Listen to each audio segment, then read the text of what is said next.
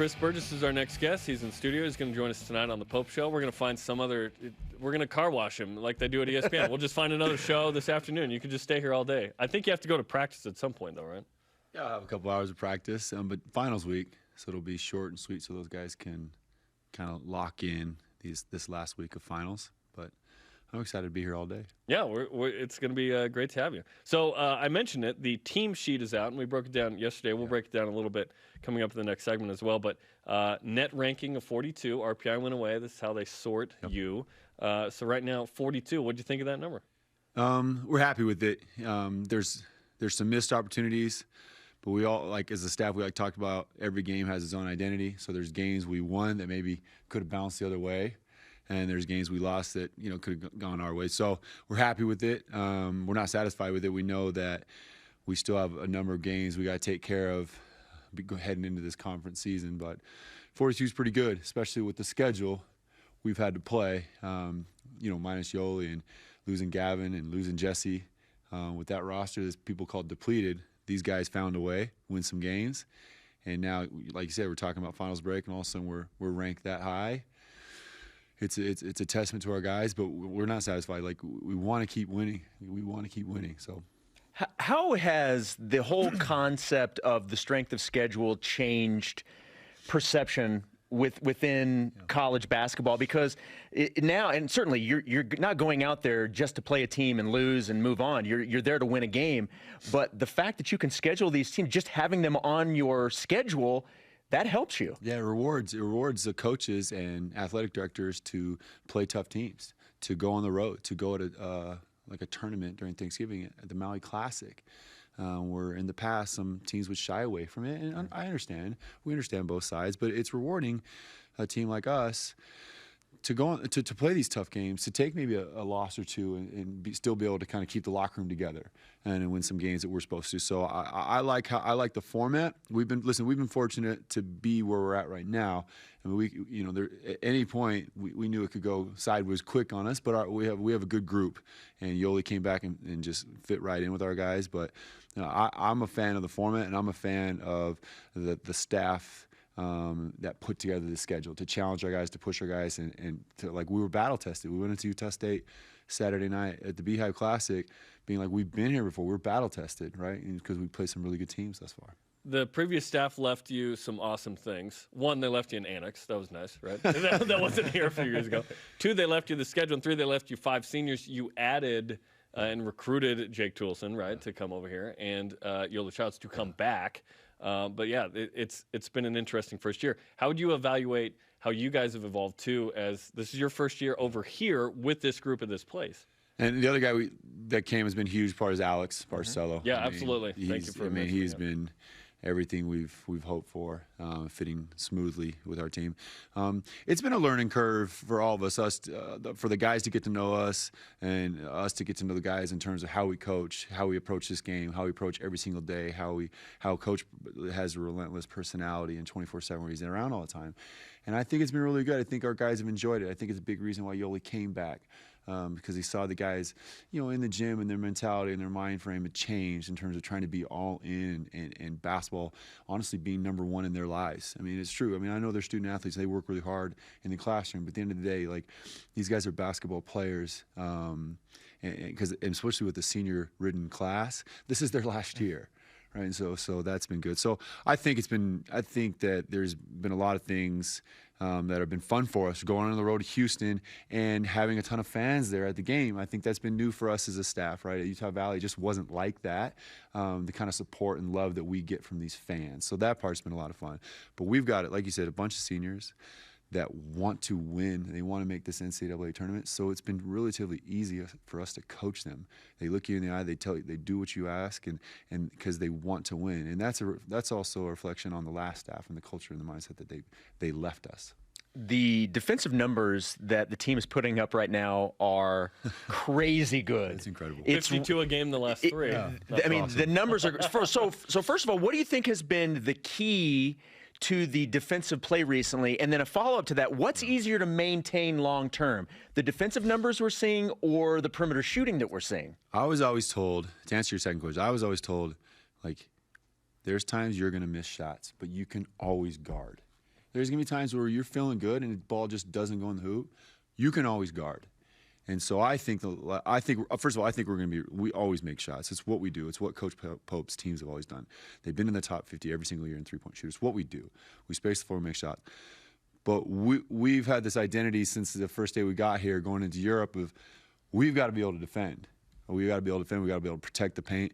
And I think it's a credit to our guys listening to the scouting report and following it. We've had a different game plan every game based on what teams like to do and what we're trying to take away. Are we trying to take away the paint? Are we trying to take away shooters? Are we trying to take away drives? Are we trying to keep guys off the free throw line? What are we trying to do? What are we trying to give up? And we've done a really good job of our guys listening in. Again, seniors, right? They get it. They understand it. They understand the importance of following game plans. We've done that. Can we keep it up? We better keep it up. If they want to win and make the NCAA tournament, because there's times we're going to go on the road, we're going to miss a couple shots.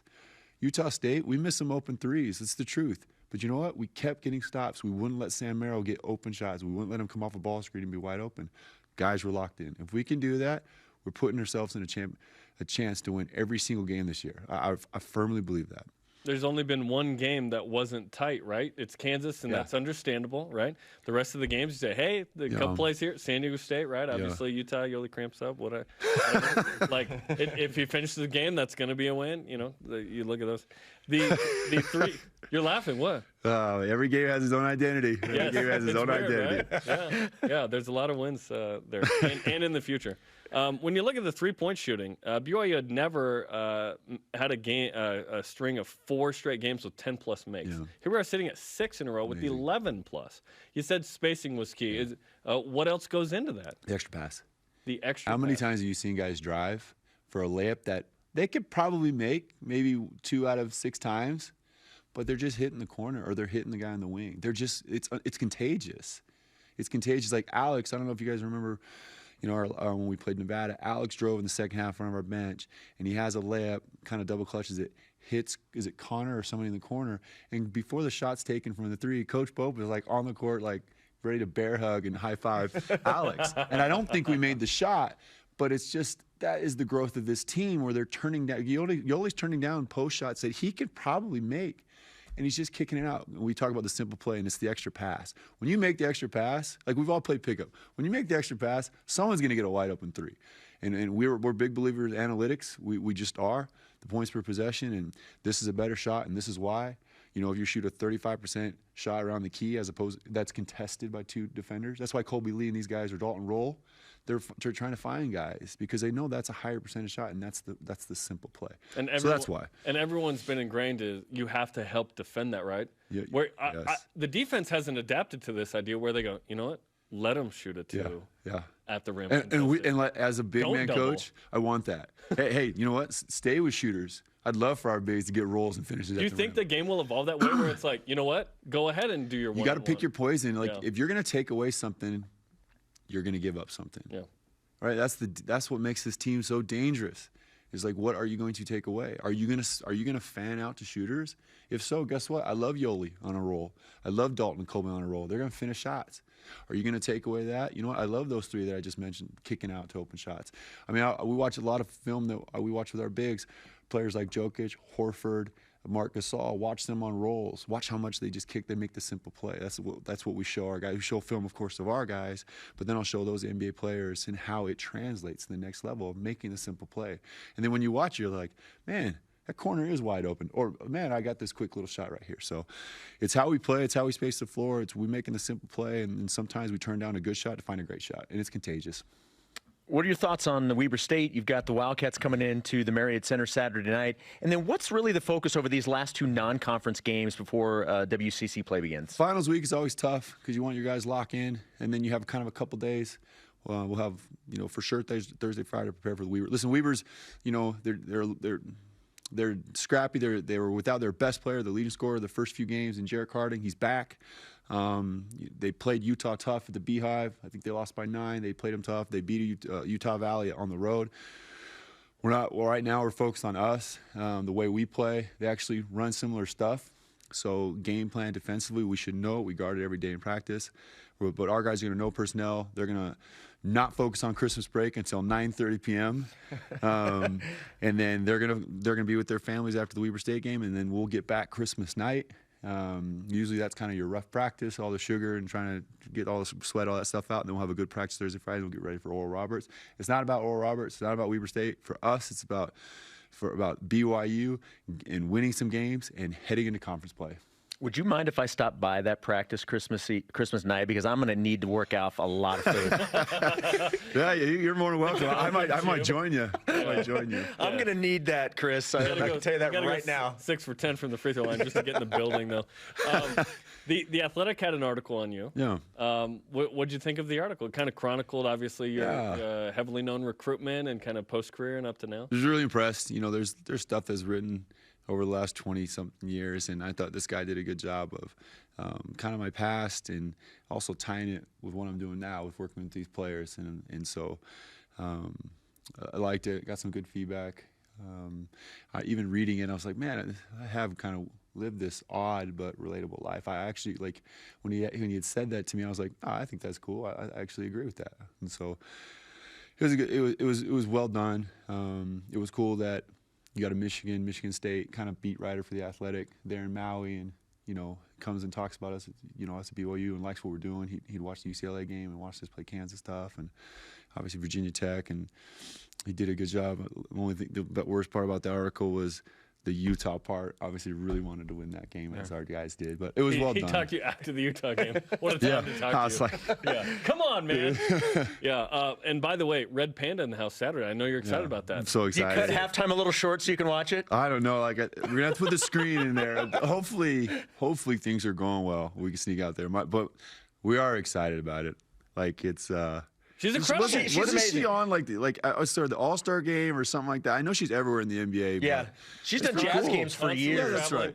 Now she dropped a bowl last year, which was shocking. So there's a redemptive quality required, I think. But even when she drops it, you still love her because of the challenges. She's amazing. She's it's pushing the unbelievable. limits. If you haven't seen it, let's see. We're doing the game on TV. Hopefully, we'll show Red Panda. You guys should come for the basketball, but definitely for Red Panda. Yeah, exactly. Red Panda's awesome. Okay, well, Chris, we appreciate the time.